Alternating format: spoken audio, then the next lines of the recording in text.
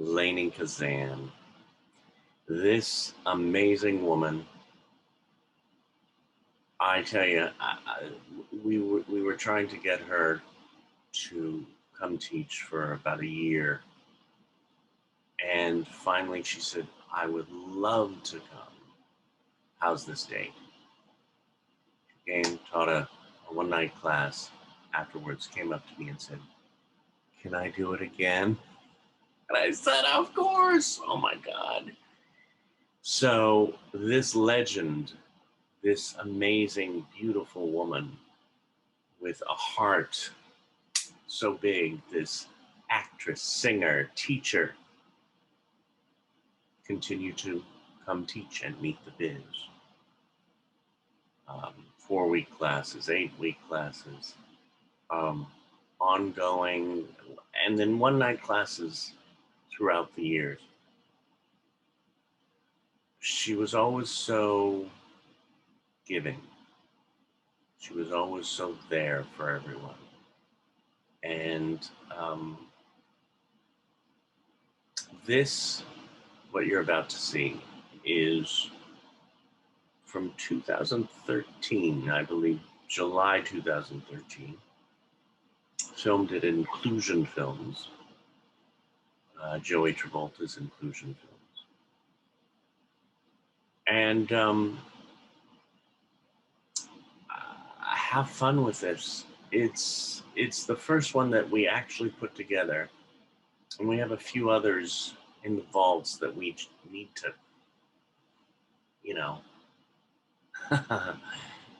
make magic. And let me tell you, this is magic.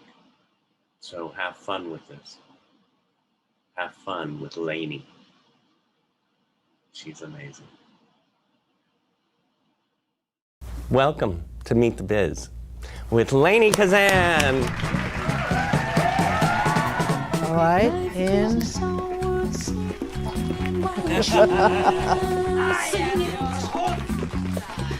sensory work that works for this scene.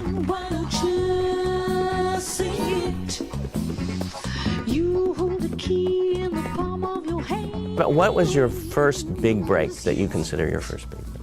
Well, probably going on for Barbra Streisand and Funny Girl. Yeah.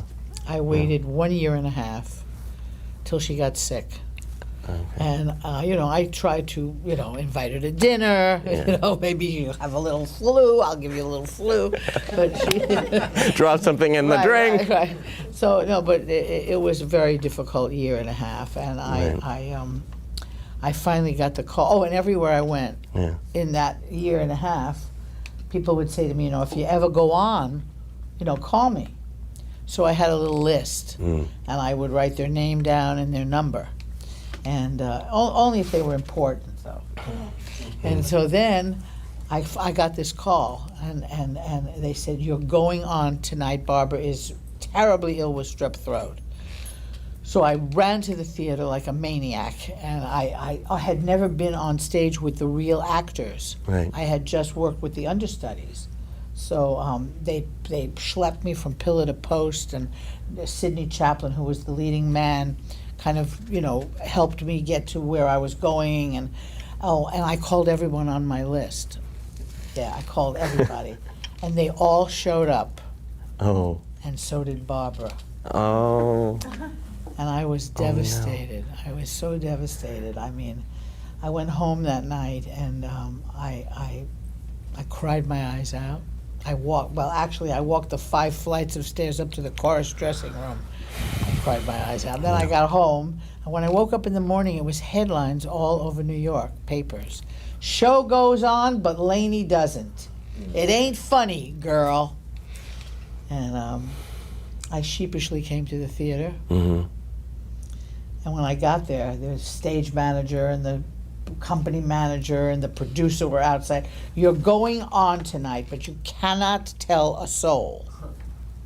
I said, can I just call my mother? And she had a duplicate list. And everybody came back. I love that. It was, to date, I think it was probably the most thrilling theatrical experience of my life. Wow.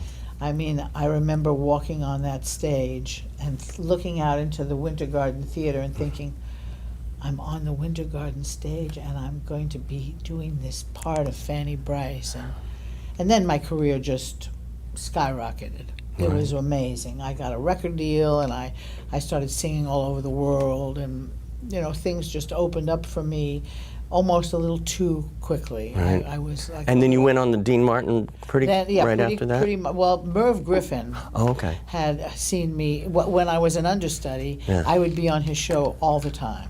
Oh, And okay. he had a local show in New York, and then it went national, or it was syndicated. Right. But I was on his show at least like twice a month.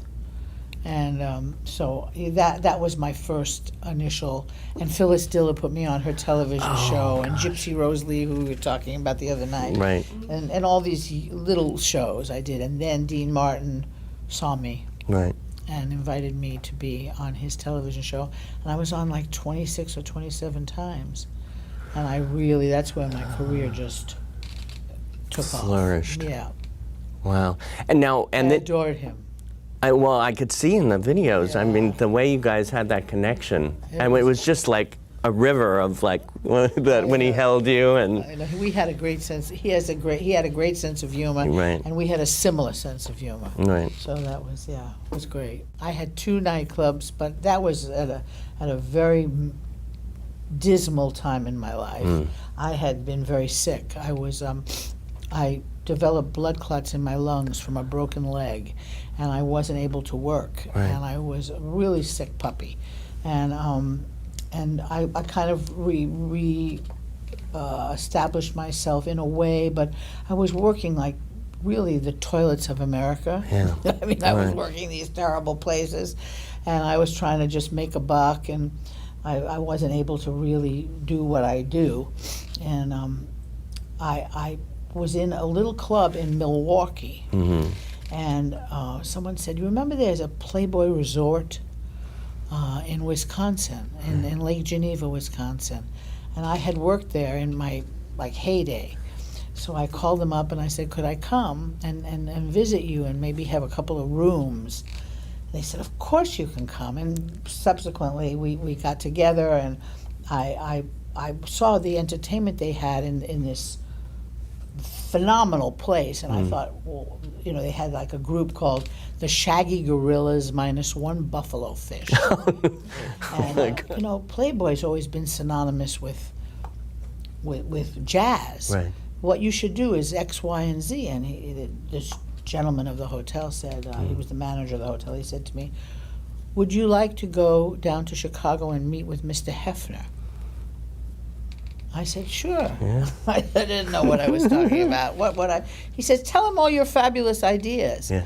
I didn't know what ideas he was talking about, but I just went and I met with Hefner, and I met with a gentleman named Victor Lowndes, who had opened all the clubs with him. Right. And I made some suggestions, and they said, "Listen, we have a little club in L.A. It's in the Century City, and just go. We'll rent you a little apartment, and you'll go back to L.A. and you'll open your room. You'll take over the room." I said, "Okay, that's fantastic." So I did. I went with my daughter, my boyfriend at the time, my girlfriend and her daughter, and a nanny. And we all lived in one little teeny-weeny apartment. And when I would answer the phone, I'd say, "Hello, Lainie's room." Oh. And that's how the club came to be. Right. And I opened the club in L.A., and 2 years later, it was so successful, I opened a club in New York on Fifth Avenue and 59th Street. Wow. So I had 2 nightclubs for 4.5 years, and that was probably the greatest joy I had. I gave all these great singers jobs. They were just thrilled to have me as their, you know, kind of entrepreneur boss. And I was a kid. I was like maybe 30. Wow. And I was doing that. Yeah, it was really amazing, amazing, amazing. I loved it. I booked Sarah Vaughan. Oh, my And God. all these great Amazing. Bill Evans, a great pianist, right. and Earl Father Hines and Eartha Kitt. Oh, Eartha. And oh my God, all those singers who were so phenomenal. so phenomenal. It was a great joy for me. When Lainie's on stage, and as some of you have seen her, I mean, you are so in each and every song, and it's its own story. Yeah, well, I think that singing is acting. Yeah. And I think all the great, really great storyteller singers, touch song singers, are really good actors. I mean, Frank Sinatra, Right. Lena Horne, Judy Garland, Peggy Lee, all those singers who people really don't know about. And I teach a class at UCLA, and I'm now teaching here for you. Yes. And I love it because I can expose the students. I teach acting for the singer. That's really my genre. Right. But I do teach acting. I studied with some of the great acting teachers of all time. I studied with Sanford Meisner for 3 years at the Neighborhood Playhouse, and I studied with Lee Strasberg for 5 years, and then became a lifetime member of the Actors Studio. So I use what I've gleaned and what I've learned and try to put it into a form that can be digested by young people. Right. It's so important to take classes. I mean, so it Oh. just seems that a lot of people these days who want to be actors think, oh no, I just can do it. Or I'm just beautiful. You know. I think that, the truth of the matter is, you can be a talented, visionary architect, Yeah. but you need some roots. You Yeah. need to learn how to be an architect. Well, you have to learn how to be And an you'll feel actor. solid when you do it Exactly, too. and you won't lose your technique, and you will be able to use it for many, many, many, many years. My favorite year, Peter O'Toole. Oh, my goodness. Peter I have a O'Toole. funny story. Yeah. Maybe I told you. If I told you, stop me. No, speak, Okay. speak. Mel Brooks produced My Favorite Year, which is probably one of the funniest movies. If you haven't seen it, I just tell you, please go rent it. It is such a brilliant film.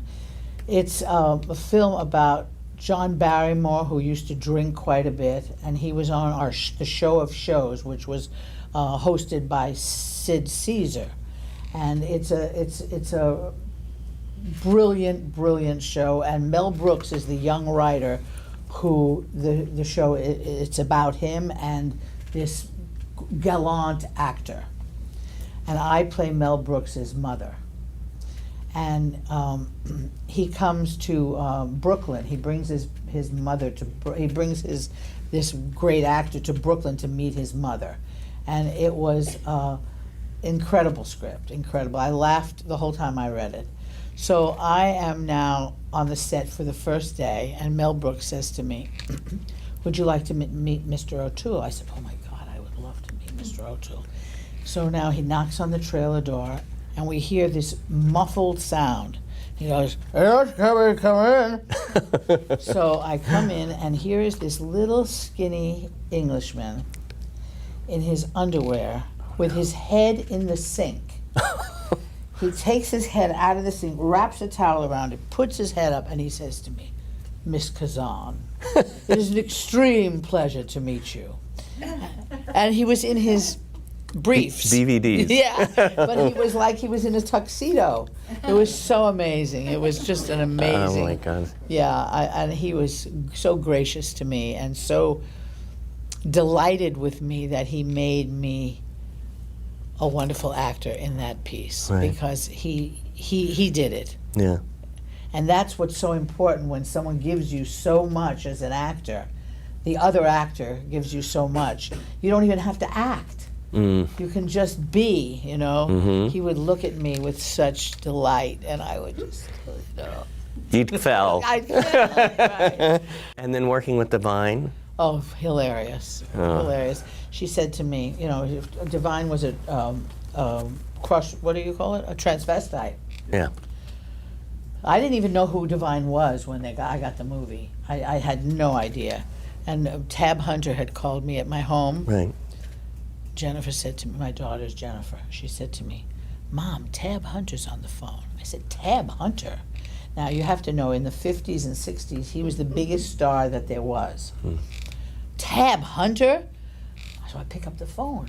"Hello, this is Tab Hunter." I said, "Yeah." He says, I have a movie I'd like to meet you about, and can we have lunch at this restaurant called Butterfield's?" And we went, And he gave me the script, and I laughed out loud when I read it. Laughed out loud.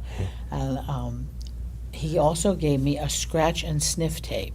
The scratch card. Was that a polyester? Yeah. Oh my God. right. So now I'm having the Jewish holidays at my house. Oh no, you didn't. I did. And I gave the card, and I told him, pass it around. I didn't know what it was. And so At the Seder. at the Seder. Oh, yeah. After the Seder. Oh, okay. Little by little, my family just kind of wandered out.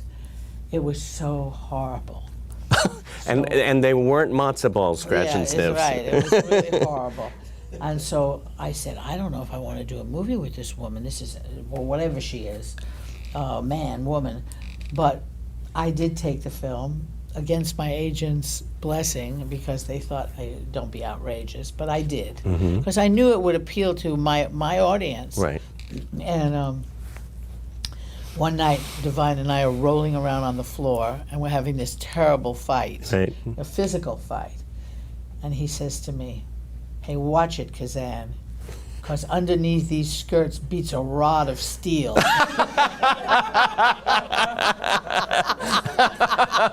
Oh my God. My Big Fat Greek Wedding, of course. Yeah. I mean, Thank you. Yeah, that was a great experience.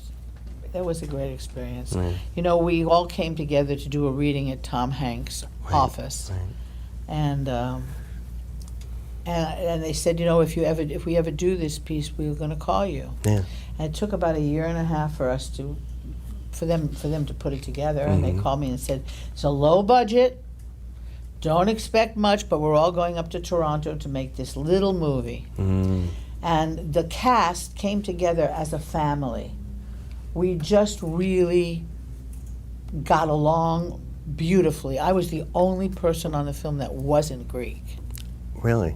Everybody else was Greek, Had and some I Greek. worked like a dog to become Greek. And when I went to Greece, once the movie was out, I went to Greece a couple of summers, and people were speaking Greek to me, and I was so, thrilled that Yeah. the Greeks thought I was That's the Greek. biggest compliment. Isn't it? Yeah. I love so that. I did. It was an amazing thing. And then about a year and some months after the film was made, we got a call from Nia Vardalos, who wrote it and really put the whole cast together. And she said, "Look, Lainie, we have to have a good first weekend. So could you email all the temples and all the Jews, Right. and I'll email all the Greek Orthodox churches and the Greeks." And I said, sure. We all got on our phones and we were trying to sell the movie. And the first weekend we made $100 million or something like that, some outrageous amount of money. And it was a huge, unexpected hit, huge. And until today, people say, "Oh, I saw that movie 7, 8 times." Yeah? Yeah, it was great. Yeah, they pull it out like, yeah. But I worked with a DVD. woman.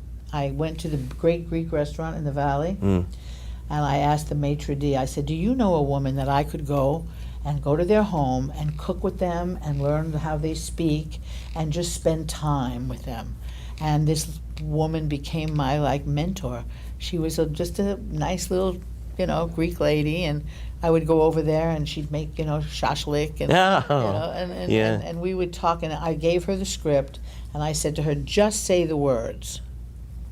She did the whole script for me. And then I took the pronunciation Right. and I put life into it. You So sure it was did. interesting. Yeah. I had a relationship with Playboy.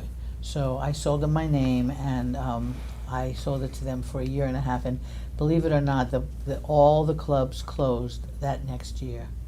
It had been kind of archaic to put women in bunny outfits, and I used to say to them, "Look, you got to get these women out of these outfits. I mean, put the men in rabbit outfits." I was horrified by those outfits. They would bunny dip, and they'd have to have the bunny mother check. It was bizarre. Wow. So it was so anti-feminist. It was so against everything I believed in. But I had a great club with great music and great musicians. So I was torn, But I tried. But no, I gave it up. I had it for 4.5 years. I was wondering that balance, how did you It's do hard. it? It's hard to find a balance. I know, I had my daughter with me all the time on the road. She'd travel with me. I traveled like a gypsy. I'd take dogs and cats and children, and just to keep my daughter engaged and happy. And, it was hard. It was very, very difficult. And it wasn't a time when women did that. So I was like, alone in that. But we do have to make decisions that are selfish, but that's good selfish. Selfish is good. Selfish not without denying the other person, but to think of number one first. If you don't think of number one first, there is nobody else. We have to take care of ourselves, I believe.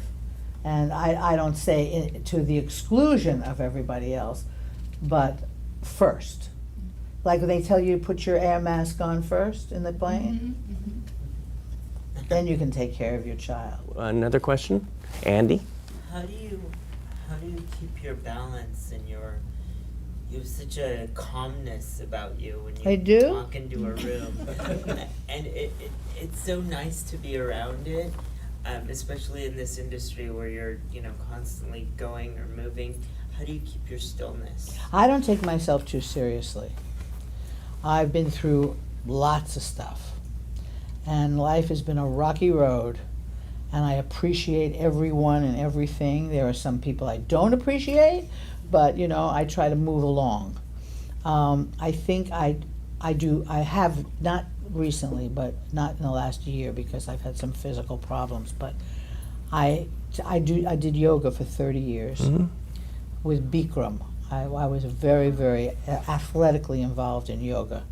And I'm overweight, but I eat healthily. I don't eat garbage. Very, very rarely. I try. No fast food? No, never have been in McDonald's, ever in my life. Never been in a fast food restaurant. Don't start. No, never. I eat too much, but I like good food. Clean food. I think that I have to exercise all the time. I have to walk, or I have to, do something that grounds me, and I sing. And when you sing, it's like, it's who you are. It's your voice. Your voice is who you are, and it's a gift that I treasure, and I will never take for granted. Corey Allen would say at the beginning of each class, he said, what do you want the most at this moment in your life? And it was taking the breath and just that want of the next step. The next step. Or this breath. What do you want for this breath? Exactly. That's fabulous. Wrist straight. Laura Good. I always have hope, and I always feel as though I have to still climb the mountain. I never say I'm at the top of the mountain and I look down. I just always go, oh, I've gotten a little higher on the mountain, and and I never stop trying to learn, be creative, try new things, and I believe that's the answer to life, because if you have hope and you have courage and you have creativity, you have everything. So make choices. Say it again. I know you're good at it. I've seen you. I was really moved. Really. 1, 2, 3, 4. Yeah, no. Aftershave lotion. Just very seductive, my dear. Very seductive. Fantastic. Intention, and you followed it through, and it was funny, and it was scary, and it was good. The same as with JJ, I felt you going to give it to yourself and allow yourself to be. Yeah, and after all this big spiel he just gave to me about us not having faith in you, what do you think about me? She is my sister, okay? But I had to ask. Well, there's yes. also some sort of anger in you. Guys, I had a great night and a great couple of weeks. You are just all fabulous, and you're just inspirational, and you grow and grow and grow, and it's a thrill to be here, and I thank you. Don't blame your life on master plan. This is just delicious. You were both delicious. You decide what to do with your life. You're a fool if you think you're helpless. You control destiny with your mind. Life is a song worth singing. Life is a song worth singing. Life is a song worth singing. Why don't you